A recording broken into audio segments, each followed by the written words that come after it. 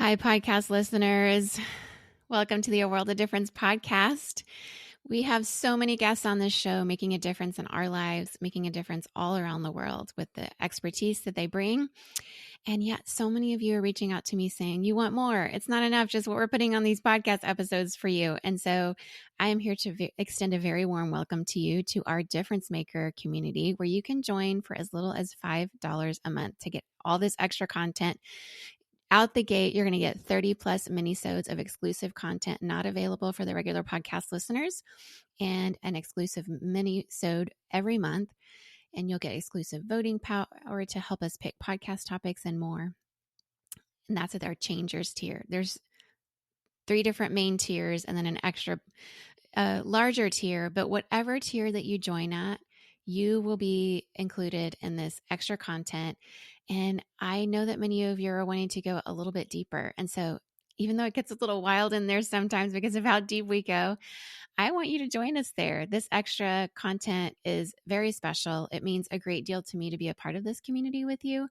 And I would love to just exchange ideas or perspectives that you have around these different episodes.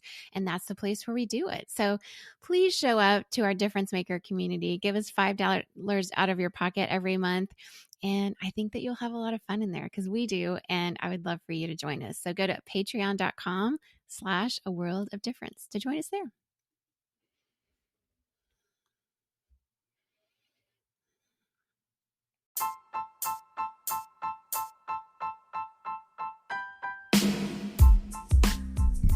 Welcome to the A World of Difference podcast. I'm your hostess, Lori Adams Brown, and you are listening to our 20th episode.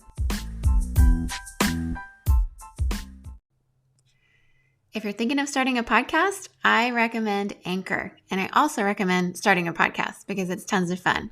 Anchor has been a great place for me getting started because it's free.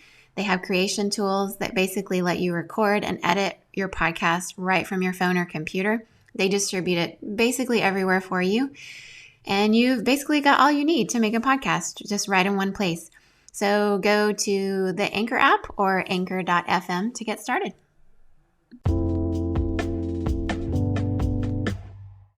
My guest on today's show is Michael Crane, a friend that I met in college many years ago.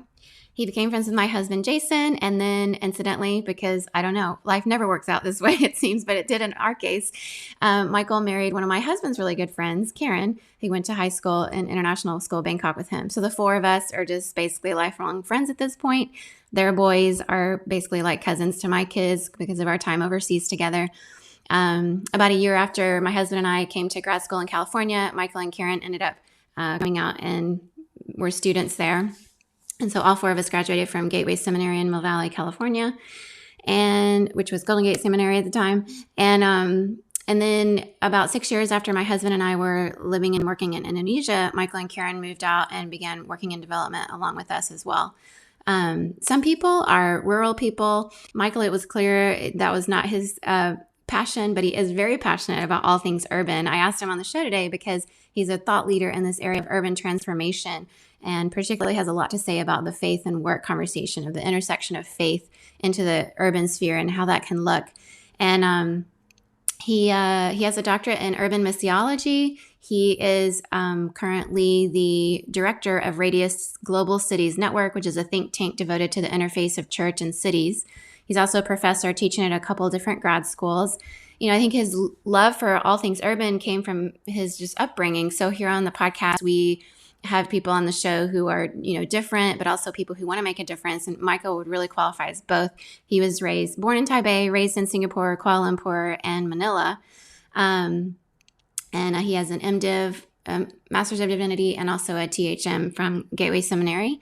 He's written several articles, co-authored and authored a few books, including Sowing Seeds of Change, Cultivating Transformation in the City. He also co-authored a book with my good friend Linda Berquist, who I know a lot of you know and love, who's also a thought leader in this whole conversation of urban transformation here in the San Francisco Bay Area. The book is called City-Shaped Churches, Planning Churches in the Global Era. He also co-authored a book with my father-in-law about Asian Christianity. And a lot of the conversation in church history is often just more about the Western church, but a lot of the church that spread throughout Asia Even the Eastern Orthodox Church gets, only brief mentions. So they've co-written this book, Michael, along with my father-in-law, Dr. Lamont Brown, called A Brief History of Christianity in Asia. And Michael's on the show today. Thank goodness we were on a similar time zone. It's unfortunate that COVID has kept you and Karen and the boys in the States for a little while. They're waiting to get back to the country where they normally live, but it did allow us to be on a somewhat similar time zone today for this conversation. So welcome to the show, my good friend, Michael Crane.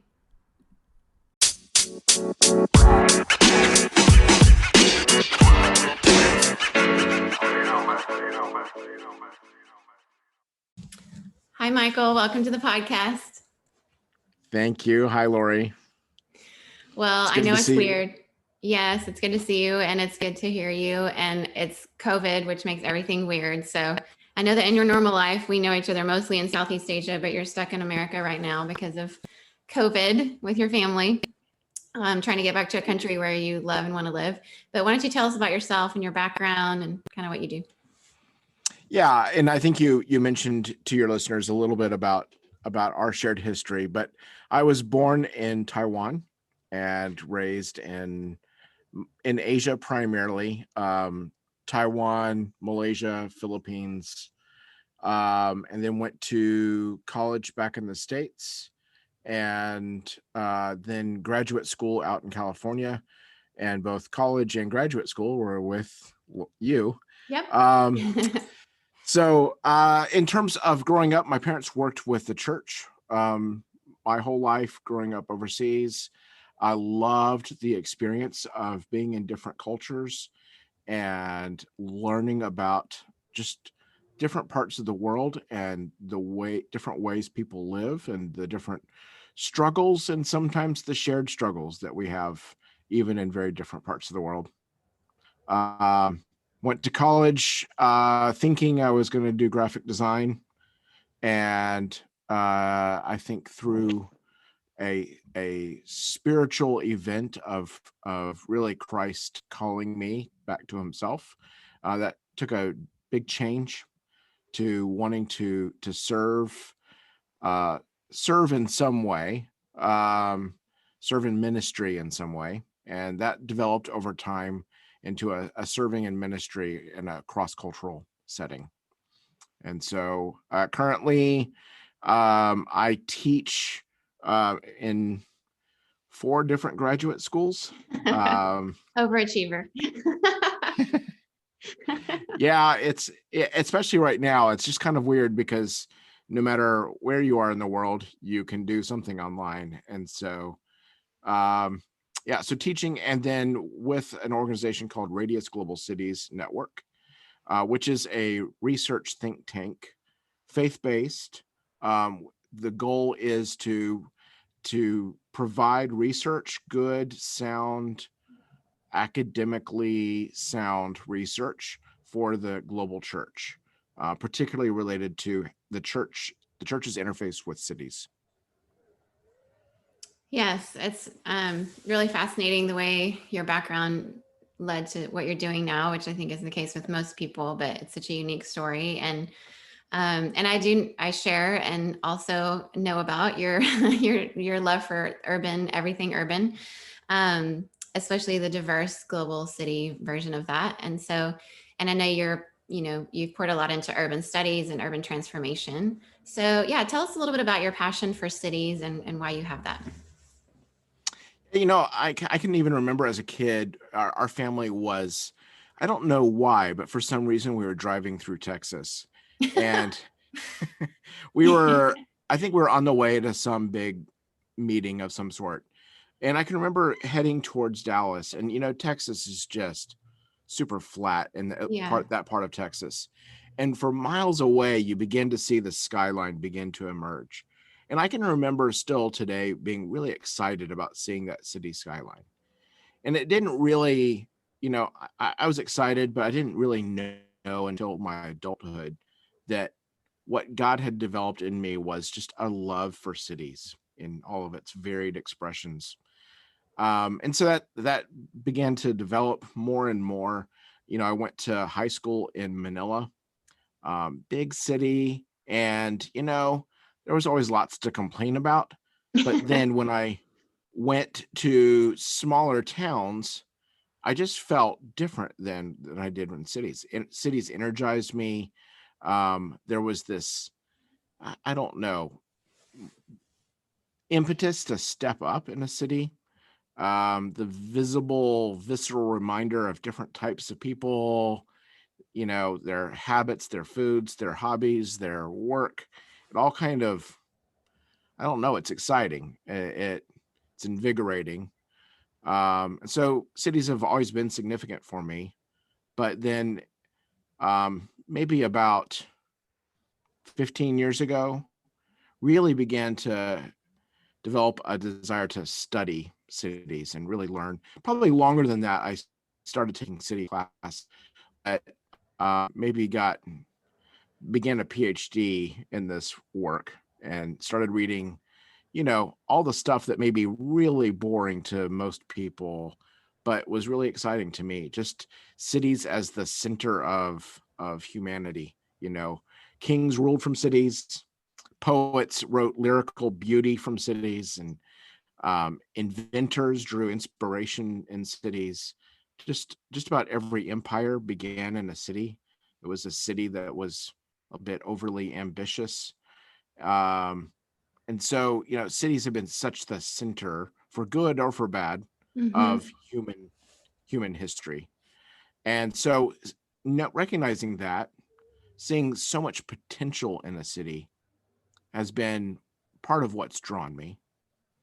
But also recognizing huge challenges in cities. In high school in Manila, at that point, there were estimated about 3 million of those that were called squatters or in slum developments. Today, we might say informal societies or informal settlements. Um, and then kind of the second part of that maybe is, as I integrate my faith with cities, I begin to realize the Bible says so much about cities. The word is used over 1,000 times in the Bible, and ultimately the story. This is kind of cliche, really, that so many people said it, but the biblical story begins in a garden and ends in a city. And so what I love though is the biblical story is not just sort of a pie in the sky story. It's grounded in the raw, harsh realities of a broken and rebellious humanity. Human rebelliousness is contrasted with a God who is always good and always loving. Um, and yet God's people perpetually pushed God away Mm. and proceeded to make just more and more of a mess of the world, including in our cities. And so what we see, though, is God intervening in history. And through that, that's is where we, I think, have that hope of this city to come. That's really a beautiful picture of what we were created to be, is this city to come that God is forming and creating through his people. And so, uh, not to get too abstract or theological here, but just to say that's the hope that compels me, is that the city of today is not the end of the story, but that there is a new city to come.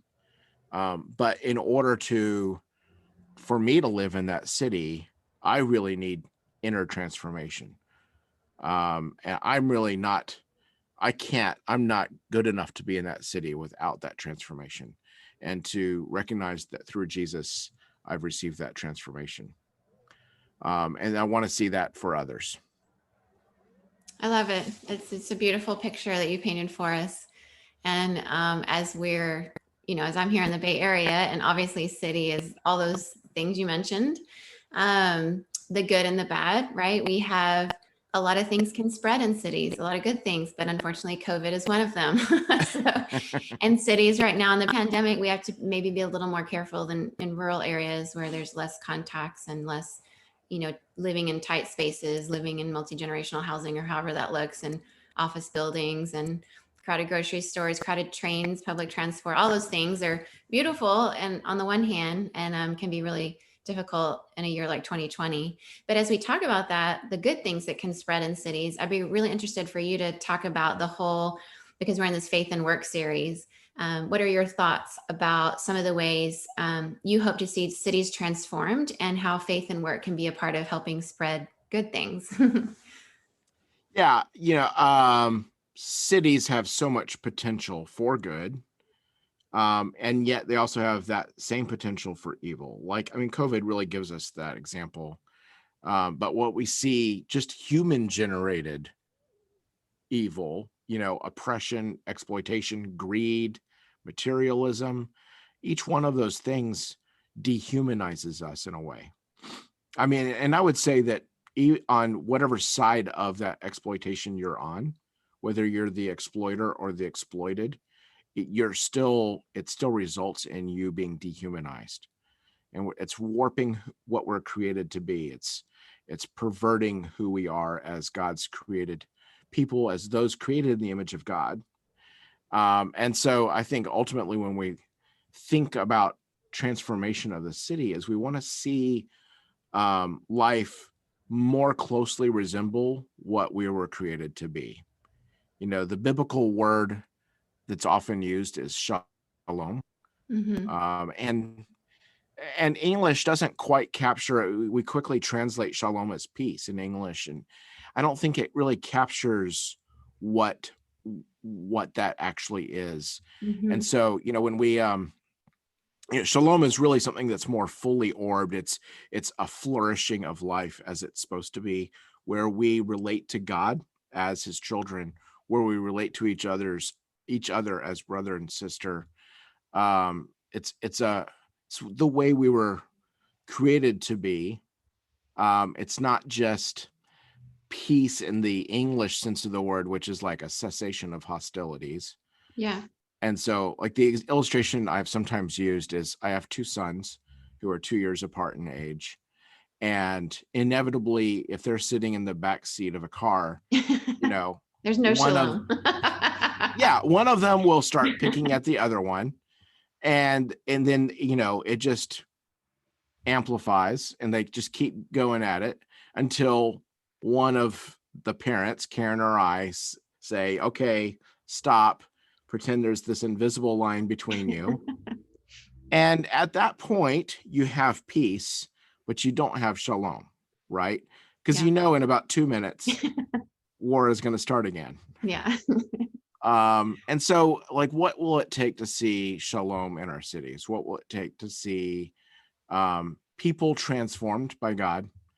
But also those people, as they're transformed by God, seek the good of the city around them. Mm-hmm. Whether or not those other people are transformed by God, beginning to treat people with dignity, beginning to love your neighbor just as much as you love yourself, beginning to love your enemies. I mean, how striking is that? And so I think in those ways, you begin to see this change. So if we're looking at transformation, when I talk about it like that, it just sounds so big and abstract and like, what are you really doing? So let me give a couple of illustrations. One is not related to the faith and work, and then I'll move to the faith and work thing. Sure. So with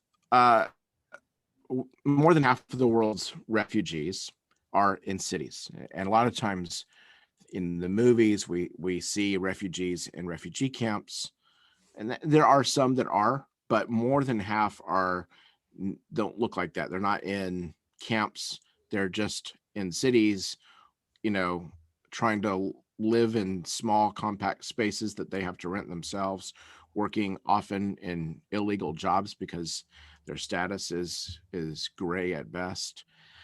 Most of those refugees or asylum seekers, they spend years in limbo, going through a long process of interviewing and trying to find a resettlement country where they can settle down for a long term. And in between that time, they really have no real identity, no country that claims them, no rights. And they're as vulnerable as you get to exploitation and trafficking and corruption, bribery, all the things that the vulnerable face. And so one of the things that's been exciting to see in Southeast Asia, in the part of the world where I spent the most time in Kuala Lumpur in Malaysia, is to see churches step up and say, all of these kids, there's refugee families, there's all these children go years without education potentially, and we can do something about that. And so they've sacrificially given space for education. They sacrificially give of their time, give money, give other resources to be able to help these children during these long years of limbo get an education. That's really exciting stuff to see how transformed people through a community, the church, can actually make a difference in the city. It's one small way, and there's so much more that needs to be done in the city. Second, and more directly related to your series on faith at work, to live in a city, you really need money. It's different than maybe a rural place where you grow up on family land or something like that. There's just less and less of the family land for people to have. There's not enough farmable land for people in most places in the world. And so people end up in cities. And to be in a city, you've got to pay rent and you've got to pay bills. And, one fee after another, it takes money. And to get money, you have to work. And so working and city life are just go hand in hand. There's no separating the two. And so part of that then is to recognize that if this is so much a part of city life, then to think about transformation in the city, we've got to think about how do we engage marketplace? How do we engage work and what that looks like? And so I think I'm excited that you're talking about this. And I think it's a really important thing for us to think about as people of faith, because I think work is a gift from God. It's actually there before the fall of humanity. Work is good. It's a good thing. When you look at retirees, the ones that find a way to continue working, maybe not working like for pay, but working a garden or working as a volunteer in some ways, those are the most fulfilled ones. I think we're just wired to work in some way. And so then how do we engage a city, in a transformative way through work? I think part of it is to recognize that city people are broken and hurting, and in so many other respects, you can go home in today's world and just watch YouTube videos for the rest of the night and not see anybody. You can have your food delivered to you and not see anybody. And except during a pandemic, the kind of the exception to that is work. You're around other people. And this is maybe the one shot at people who are hurting in all kinds of ways, having some kind of exposure to hope and to love. And I think that's what we can do if we take faith in the workplace seriously. And I think I listened to your interview with Eva, and Eva's a testimony to that, right? She came to the workplace broken in a particular way, and through a loving boss came to experience a hope found in Christ that she was lacking and hurting without. So I think that's maybe the first thing I would say about faith in the workplace is that it's your interface potentially between those that have hope and those that need hope. Yeah, I agree with all that. It is so short-sighted in the faith community for us to expect in the church, for example, one Sunday morning to be able to transform people's lives. People at work are around people for the most part 5 days a week in most situations, in like the urban setting and offices and things like that. And the frequency of contact with people is where a lot of the life change really happens. And if people are really hurting, even on a Sunday morning in some of the larger churches, or probably even worse right now if it's a digital church because it's harder to make connections. Somebody might have a 10 to 15 second, maybe 3-minute conversation with you about what they're going through.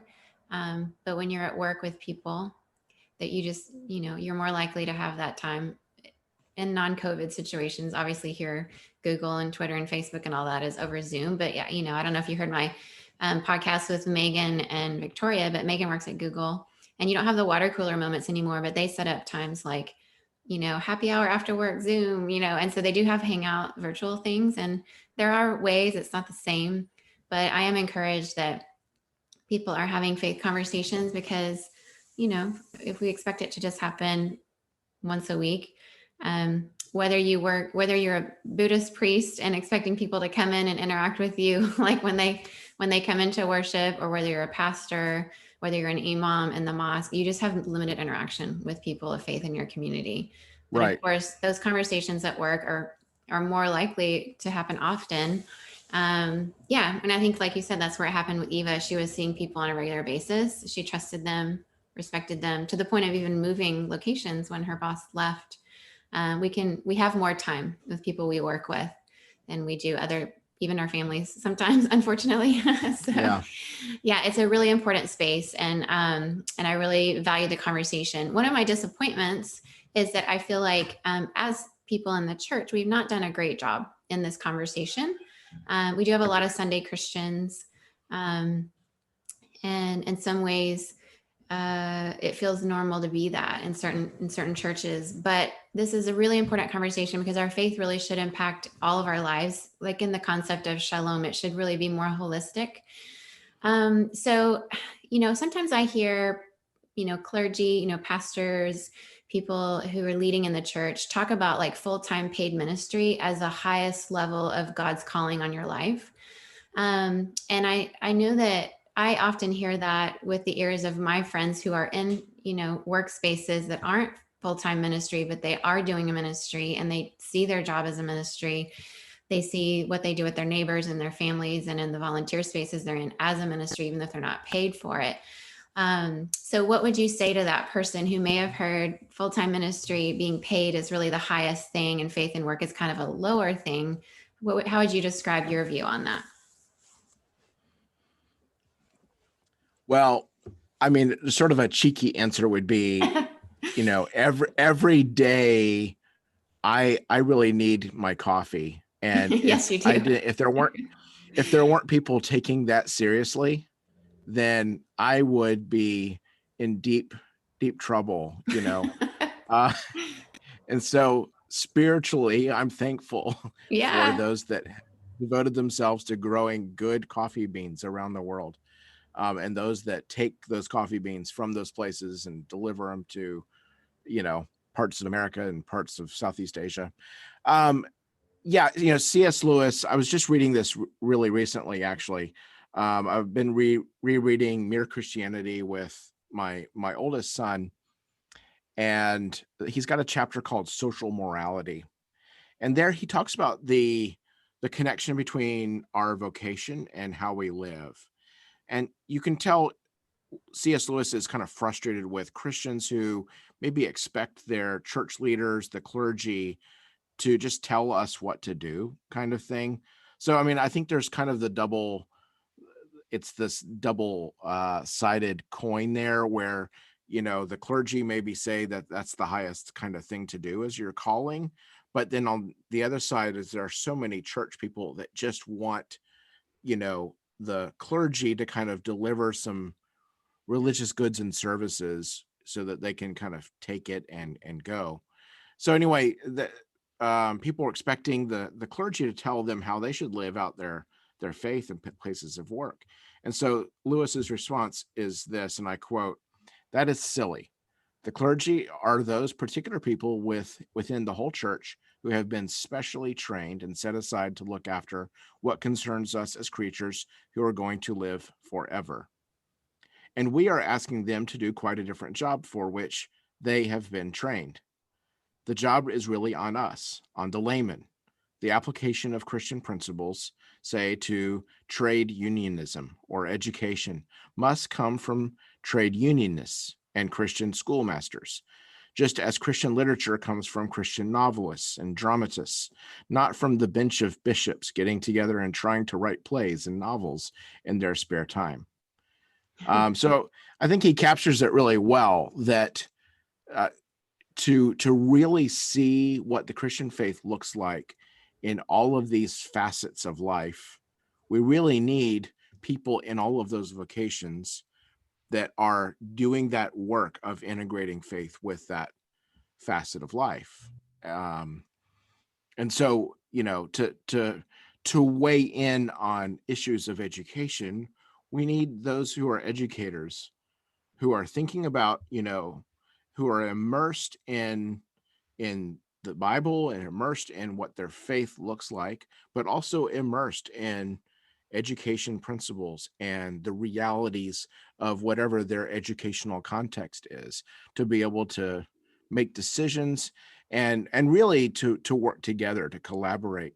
I think that's really what discipleship is going to look like. And then I think to maybe push that even further, there's a fallenness in every vocation. And Christians who want to be faithful Christians trying to live out their faith in a system where there's maybe some corruption just built in, and how do you do that? And I think for way too long, we've sort of just said, kind of turn the other way from it and just keep on. And instead of saying, let's actually address some of these issues.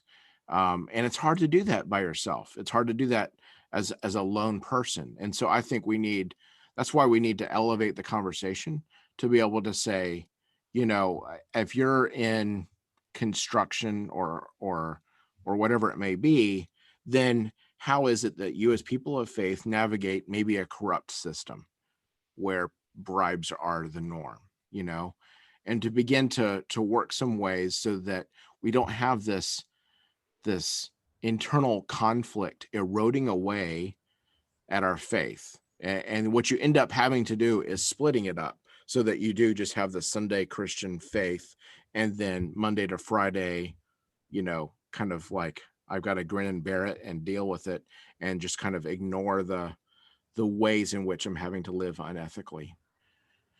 And then to push that even further is, I think we're breaking into grounds. Let me rephrase that. So like with the pandemic, you can just see from all of the supercharged stuff flying around social media, the reasons people give for their reactions, for their decisions, man, we are so far from thinking about these things ethically that we've lost that. There's a step there where we've said, yeah, I love God or whatever, and I want to be a good citizen.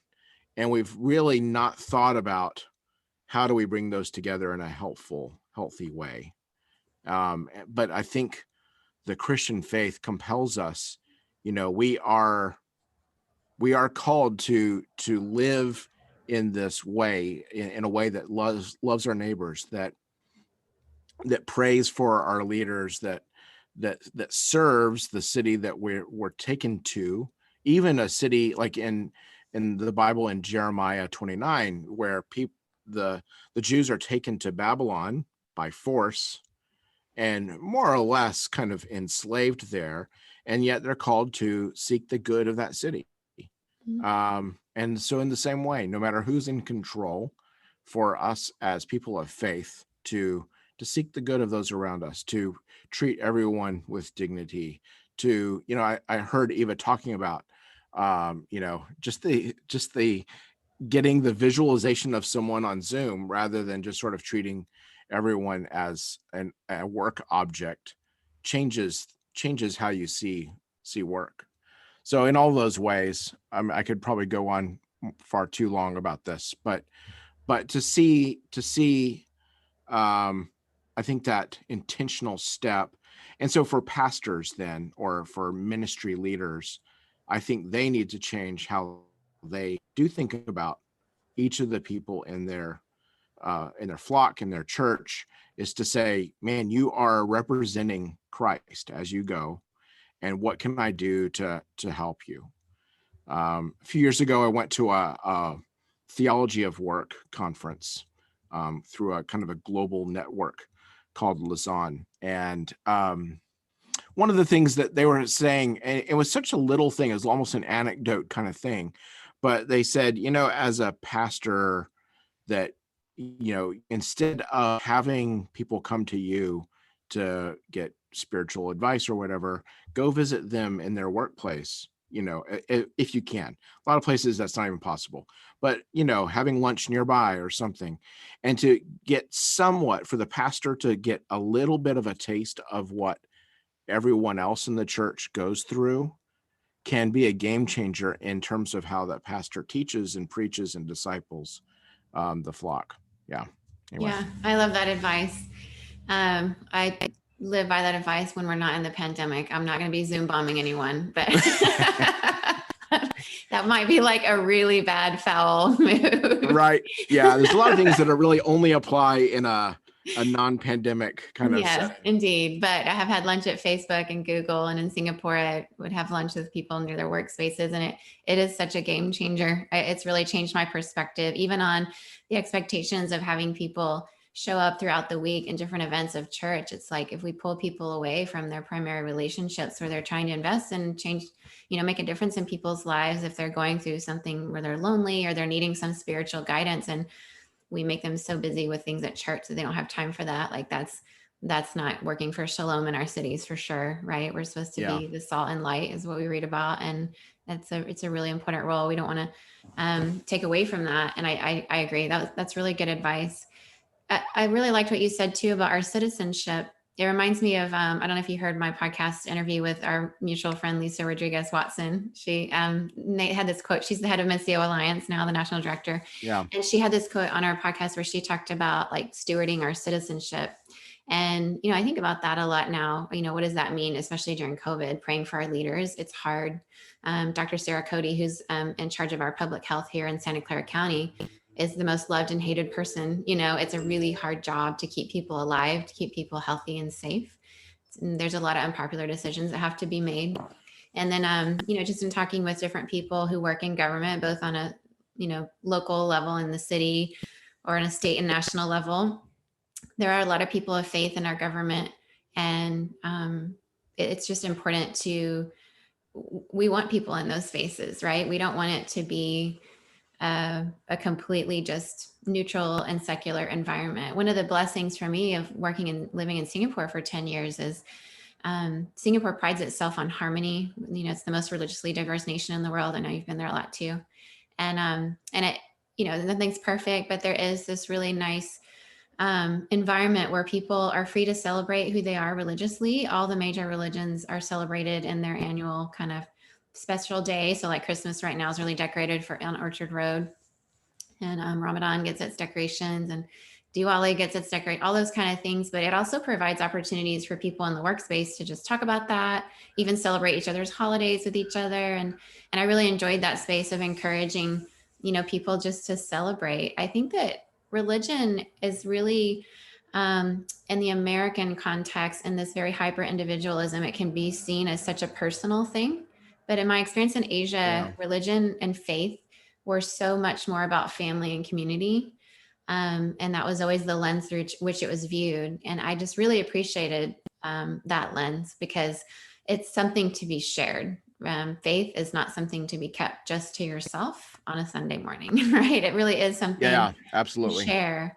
And if it's not a part of us at work, then, it's not authentic in the ways it could be. So I think that's really important to add.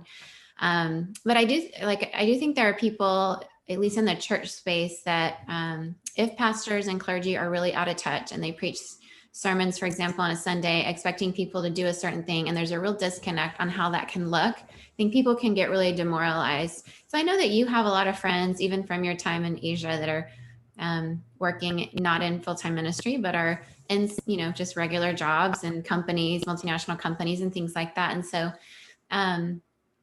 what are some of the things that you felt like people were needing more as resources to learn how to do that better? What are some of the things you felt like people were asking for that the church really should address? Yeah, it's a good question. And quite frankly, I think it's one we're still trying to answer. Mm-hmm. I think we're still fumbling through some of that. So I wish I had more answers than I wish I could say we've got this plug and play thing that is Yeah. just perfect. But it seems like so many scenarios are so different from each other. Interestingly, while there's sort of a publicness about your faith in the Asian context, there's also because of that whole harmony thing, Mm-hmm. there's sort of a superficializing of it as Yep. well that Right. happens. Mm-hmm. And so in both cases where the faith is privatized, like it is in the West so often, or whether it's superficialized where it is in Asia, I think both things are detrimental to sort of natural holding on to your faith in your workspace. And so to figure out what that looks like, I think is really an important thing. I think one of the things we're going to have to consider is the more and more, now that we've got even more tools than we ever have to to telework, to to do your work remotely, that's not healthy for us to perpetually be turned on in terms of work. Mm-hmm. And so that's a challenge, to how do we ethically think about, how do we, in terms of people of faith, think, where is the rest in our faith? Where do we take times? Where do we say this is no? And in a context where saying no to a boss is never appropriate, how do you navigate that? So I think we've turned I'm kind of fumbling through this. So I think there's a sense in which the way we've solved this is to try to have like a Christians at your workplace kind of pep rally once a month where we get together and hear from somebody who was able to avoid giving a bribe one month and God blessed his ministry. And that's what they do. And I think what we need to do is shift more to how do we authentically engage in our vocations and grow as followers of Christ. And I think that's going to be a lot messier. It's probably going to create some tension, some arguments, but I think it's where we need to move to be able to authentically work out, like rising things, whatever it may be, artificial intelligence, vaccines and genetic modification. These are things that Christians and workplaces are having to deal with that I don't think we're even close to dealing with them as people of faith. And so all that I didn't really answer your question. So resources, I would say probably the best resource would be to find a group of believers to walk together with and read scripture together and try to navigate what it looks like in your particular job with your faith. That's good. And I'm also thinking about that person right now who is listening and is, gets all of it, is in total agreement, but they really have a hard time imagining themselves bringing their faith to work at all. Like they've just been so, I go to church on Sunday and then I I don't know how to, maybe they're in that space where there's some ethical things and they don't even know how to do it. So what would you like give them in terms of advice or even a step one on where to start? Yeah, I mean, I think the step one would be maybe just to think about your work as an act of worship, and that doing your work well is part of that, right? And so think of that as part of your spiritual life. To if you're designing bridges, to design bridges for the glory of God, um and then I think when you begin to do that, when you bring God into your work, then you begin to maybe just grow in your prayer life, um begin to talk with God throughout the day, and then be available. And I think this was something that Eva was saying as well, is making yourself available to people in the midst of that. You know, you don't have to, um, you don't have to push your faith on others. But I do think, we discipled a group of young professionals in Asia. And one of the things that almost across the board, all of them were dealing with was just the viciousness of the work environment. Mhm. So much backstabbing, so much of the saying this to your face and then totally throwing you under the bus in the next moment. The kind of pulling each other down to get to the top, all of those things, man, it can just be a wrecking ball to a young a young professional. But a young Mhm. professional who has a faith, can be even more challenging, because sometimes that gets mocked as well in the midst of that. And so I think a big part of that then is to kind of retrain ourselves to say, no, the office culture is not the culture that I live by. I live by a different culture that says I will love even the person who backstabs me. Mhm. Um, I will treat all the people I work with dignity, whether they are, you know, collecting the garbage, or whether they are the person that works, under you in the job, or whatever it may be. That, and so I think just beginning to live those things out. I think if there's some verbal witness to the faith, that comes more naturally after those other things. That's really good, really helpful. I'm sure a lot of people listening can relate to that.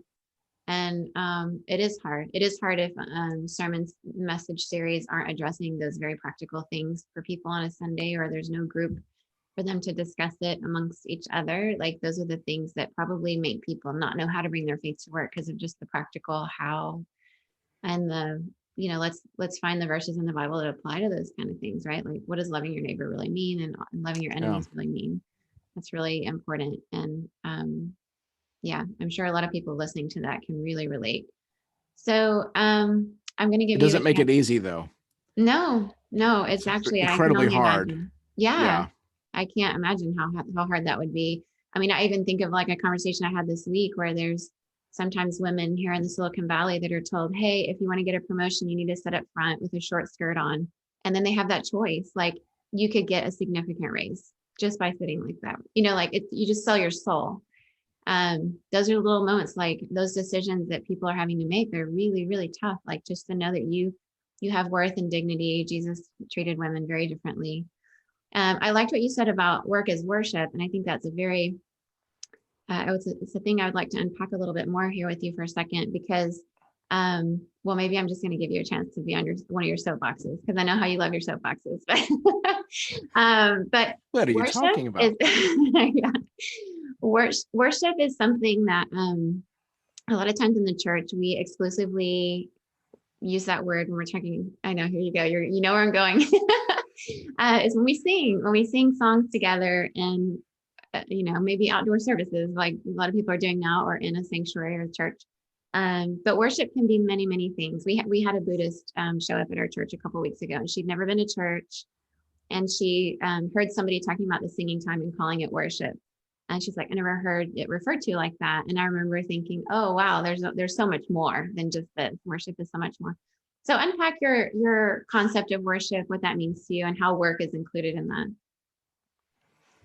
Yeah, I mean, I think worship at maybe its most simplistic level is, you know, actions, words, and even our thoughts and feelings that are intended to give some kind of adoration to, in this case, God.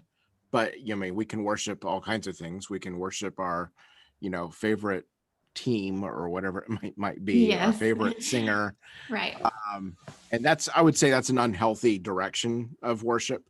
Um, and so what that means is that there's so much that can be included in that, which is kind of a challenge, because then if everything is worship, then what does that even mean? Yeah. So I think there's an intentionality to it, to say I'm going to purposefully devote whatever I'm doing, whether I'm writing a book or whether I'm designing a tower, or whether I'm cooking for a homeless shelter, whatever it may be. Those are the things I'm doing this as an act of worship to God. And I think there's something about corporate worship that maybe is, when we sing together, maybe read something together, or maybe pray together. um that's a valuable experience and not to be discarded or anything like that. But that's, I think, a corporate act of worship. But then we also need to live our daily lives as an act of worship, and that would certainly include our work. I mean, that's so much of who we are, especially in, the urban context. So much of who we are is wrapped up in that. And so to take that seriously, and not just to try to get to Friday, or just get to 5 o'clock or 6 o'clock, whatever the end of work is for you, but to say, man, how can I be used by God to return glory to God during the day? And it could be that you have someone that's on the phone with you who is going through a really miserable time, and you have some words of encouragement that has nothing to do with your work, but you're just used by God in that moment to bring some love and care for someone that's been lacking in that. um when I was in Asia, I was I mean, my love for cities and urban planning and architecture, I see those as um, issues of, our faith speaks into that, and to think about those things in terms of faith. And I met this university student, architecture student, and she had never explored this idea that, her architecture skill could relate to her faith in any Mm-hmm. way. And when we started talking about it, I mean, you could just see the lights come on in her eyes, just that this was, I'm doing something that actually can can matter in terms of my faith as well. And I think that's maybe something that a pastor needs to learn, but also other Christians need to learn in terms of coaching each other, is how do we help people bridge their vocation with how this matters to the faith. Yeah, that's good. I can imagine that conversation was really pivotal for her, just to think about it that way. I'd be interested to know, where does your imagination take you? Like when you dream and hope for what you think faith and work can be like in our global cities, as you look toward the future, and we hope we get past COVID in the next year at some point, right? And people, you know, are bringing their faith to work and all that. Like, where does your imagine take you in terms of where you hope will be? Yeah, I mean, I've just worked enough jobs where there's just a lot of miserable people out there, and they're doing a lot of things to numb the pain that they're dealing with. And so my prayer is that people that have had some healing through Christ, and now have hope in Christ, can be a source of healing and hope to all of those that are hurting around the world, and and they interface with them on a daily or regular basis.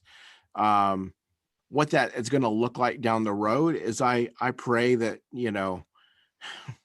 it's going to sound really kind of dreamy if we Go for it. but I mean, I hope this results in less loneliness and fewer suicides and less binge drinking and drug overdoses and all of those things. I want to see those as outcomes. I want to see that changed. As I think we're a long way from that, and I think so many Christians aren't even experiencing that healing or that hope in the ways that I'm talking about it. And so I think we've got to start there and start with just kind of what it really means to follow Christ. And when you give your allegiance to Christ, that it changes the way you see all the other things and all your relationships and your pride, your ambition, your greed, they all get kind of chopped down, and you have other things that motivate you. And so I think in a kind of intermediary step, I would love to see groups of believers in office buildings and workplaces and factories around the world who really take that seriously, and then begins to spread throughout, becomes infectious throughout their places of work. That's so good. There's so much infectious COVID right now, but we're wanting something else to be Different kind of contagious. infection. Yeah. That's right.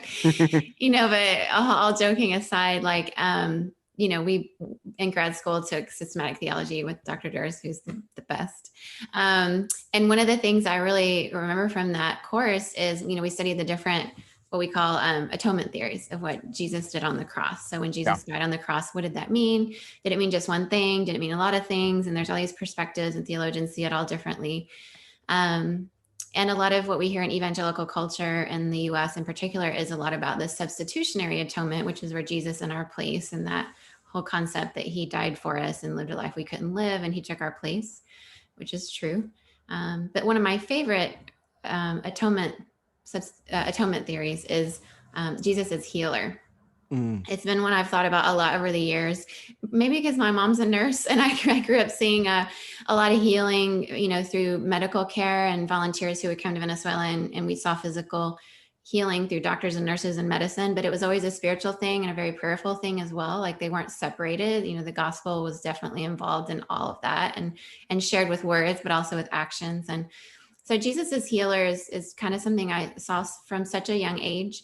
And as we're praying for our planet right now and hoping for next year for healing, and I think about people like Eva that I interviewed, people that are Christians that are helping develop vaccines, and people of many different faiths, or maybe even atheists that are helping us develop the vaccines. But that my belief and my prayer is that God is healing us through many different ways, healing us from our sin. Our sin is a sickness that we have within us, that our world has a sickness, not just from the pandemic, but from sin and the way we've not treated the planet very well, not stewarded it well, like we were told to do in the beginning.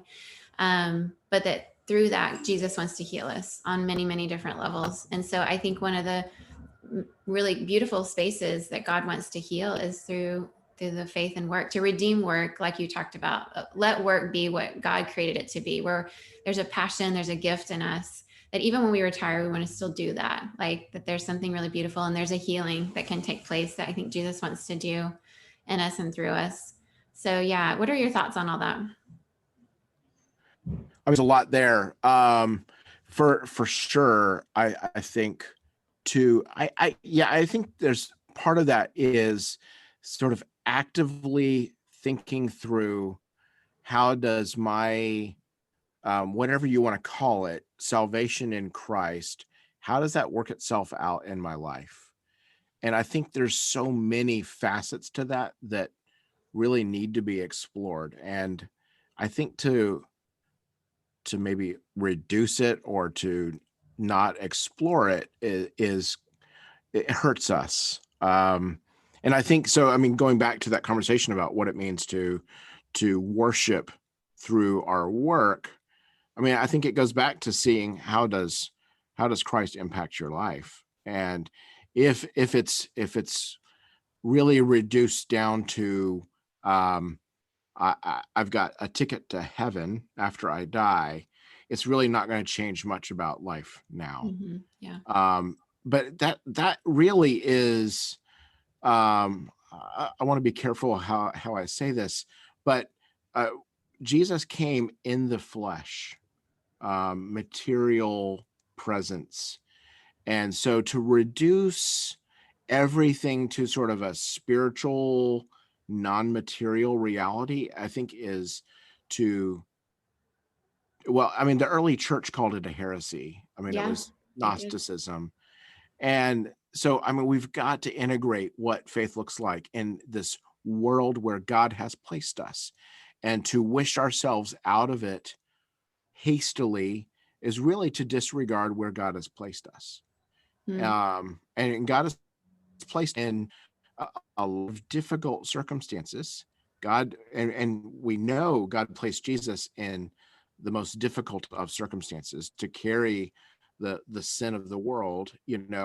I think to figure out what that looks like is so imperative for each person, and that's a huge conversation.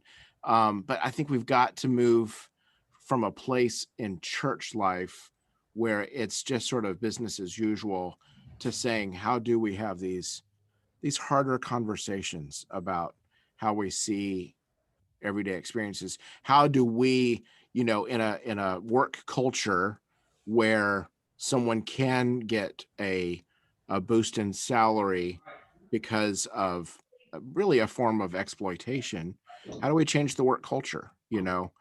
And I think it's going to take all of us kind of collaborating together to see that happen. And to collaborate means we've got to each give up some of our own agenda in that game. Does that make Yeah, sense? it does. Which is just as we're in December and we're preparing for Christmas, just some of the things you said, just a reminder that, God sent Jesus to live and dwell among us, like in the flesh, Yeah. It's what beginning of the book of John in the New Testament talks about. And I love the way the He Indonesians didn't he translate didn't it. just zoom in. Yeah, he did not zoom in or zoom bomb. Yeah. That Yeah. would be a crazy moment if he did. But um, yeah, but I love the way in the beginning of John, like in English, we always have the word became flesh and dwelled among us. But I love the way Indonesian translate it, which is the kalimat Allah, which is like the sentence of God, like the word, but like there's so much richness in the word. So there's just a lot to think about there. And then even when we think about putting our own agenda aside, I think about Mary and how a young 14-year-old woman, was visited by an angel and asked to do this incredible thing, where she would carry shame, but at the same time carry, God's son in her body and give birth to the Savior of the world. And as we prepare for Christmas and the Advent season, it's just a good reminder that we're all just a part of something God is doing. We can either choose to do it or not, but we all have a work to do and a role to play in God's kingdom, and it's for our good. And it's God gives us gifts, and it's when we work in those gifts, we can feel God's pleasure in a special way. So Yeah. it's a good reminder in this season to think about that. Well, I know that you have written some books, and I don't want our podcast listeners to not hear about them, because I would love for them to buy them and read them. So tell us what your books are, where they can be found, and also tell us about your podcast so people can listen to you there as well. Yeah, if you need something to put you to sleep at night, then I've got just the answer for you. If you're interested in urban transformation and the Christian approach to urban transformation, I wrote a book called Sowing Seeds of Change, Cultivating Transformation in the City. And that's on Amazon. I've co-written a book on urban church planting, starting churches in the city context, with Dr. Linda Berquist, who was gracious enough to invite me into that project. That's called City Shaped Churches, and that is also available on Amazon or Barnes and Noble. I think they're, all those main places that you find books. And then I co-wrote a book on Asian church history with your father-in-law, with Yep. Lori's father-in-law, Lamont Brown. It's called A Brief History of Christianity in Asia. And that's partly I teach church history in the Asian context. And so many of the church history textbooks spend so much time on the Western development of the church and give very little time to the church that went east as well as west, from the earliest days of the church. And so I partly wrote that book, or co-wrote that book, to be able to have a supplemental textbook for my teaching. So if you're interested in that, that's also available on Amazon. And then the podcast that I'm hosting at this point is called Mission City Podcast, and it is available in all the places where you see this one or hear this one.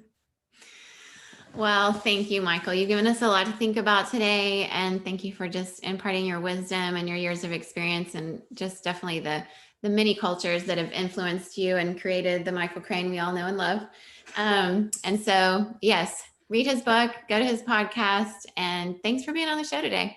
Thanks for inviting me, Lori. I enjoyed the conversation and loved hearing some of the other conversations that you've been having. And you've also had my brother-in-law on one of the podcasts as well. Yes, so indeed. That's exciting. Anyway, yeah, thanks for doing what you're doing and for bringing up these important issues for us, people of faith, to think about, to consider, and to be challenged by. Well, it's my pleasure. Say hi to Karen and the kids, and we'll talk to you guys soon. Okay. Bye, Michael. All right. Bye, Lori. Well, I hope you really enjoyed that, and it provoked a lot more thoughts for you around the faith and work conversation, and inspired you to want to buy Michael's books and read and go deeper and read some of the journal articles he's involved in. Both he and I have contributed to a journal called the International Journal of Urban Transformation, which our friend Lisa Hoff was involved with before she passed away earlier this year. It's an incredible journal if you're wanting to learn more about urban studies and some of the thoughts going on around the world in terms of transforming cities. But also, like I said, Michael goes into much deeper conversations in the books that he's written.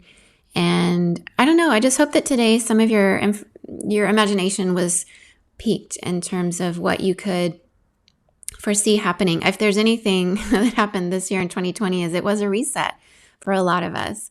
We're thinking differently about life than we did in previous years because of the situation, right? A lot of things have gotten more difficult, but some things have gotten better for some of us in the sense that we have had to reevaluate how we spend our time and what family and work and all that looks like. And so I think it's an important time to have a conversation like this. Michael himself has had a year he didn't expect. He expected to be back in Southeast Asia this summer, and all these months in, he and his family are still here in the U.S. living with family, writing out these days of the pandemic until they can return to their home. But as we're all sitting in these spaces right now and we're heading into the holidays in particular, I hope some of the things that Michael said gave you some imagination of how things could look different next year for you in faith and work, and that whole conversation, especially even around the idea for those of us who worship God. What does worship mean to you? Does it just mean singing on a Sunday? Does it just mean a specific set of things that are very ritualistic for you and very traditional? Or today, when we were talking about worship, do you see your job as a way to worship God? Do you see your life and the different choices that you make and way you spend your time as an opportunity to give that over to God as an act of worship, with our bodies being offered in a different way and our minds being offered in a different way? So I hope that your imagination has been more creative today, more open. And if you have further questions for Dr. Crane, please check out some of his reading. And if you would like to pose a question to him, you could send it my way and I could get it to him. He definitely is a thought leader in this conversation around the urban transformation, and particularly in the area of faith and work. And so I hope that you got a lot out of this today. As we go forward into the holidays, we're going to take a little break from our faith and work series just for a few weeks here to focus a little bit more on the holiday season that we're coming up into, that Christians celebrate, which we call Christmas. And around the world, we celebrate it in many, many different ways. So you're going to get to hear from a couple of different people around this conversation. One is going to be my friend Yasmin, who's an Iranian American pastor here in the Silicon Valley. She and her husband, Ali, started a church a couple of years ago in Santana Row in San Jose. And she's going to just speak from her perspective on the Christmas story and on Mary in particular, from what her perspective as an Iranian American woman pastor, how she sees that story and what it means to her. So you're in for a treat with that. And we're also going to have a special guest talking about, for those of us who are working or living at home with children, or maybe you're the grandparent of a child or an aunt or an uncle of a child who struggles with any kind of sensory issues or any kind of special needs that makes the holidays more difficult. I'm going to have a guest on my show who has written a book about disability and inclusive communities, and his name is Kevin Tempe. And he's going to be talking about the holiday time with kids who have different sensory struggles, and especially in the pandemic with being sheltered in place for a lot of us, or things being out of the typical routine, what we can do to support them better. Dr. Tempe is also a philosophy professor, and so he will bring a lot of just brain to this conversation, but hopefully some also practical tips for how to support our kids in the holiday season when life is really, really challenging, especially this year. So tune in for those next couple of episodes coming up, and then we'll pick back up with our Faith and Work series earlier on next year. Take care, guys. Be safe. Wear your mask. Stay socially distanced. And just take care of each other. And I'll talk to you guys next week. Bye. As we're finishing this episode, if you're thinking, I really wish I could learn more or go a little bit deeper, well, that's what our Difference Maker community is for. I would love to welcome you in to join the rest of us there.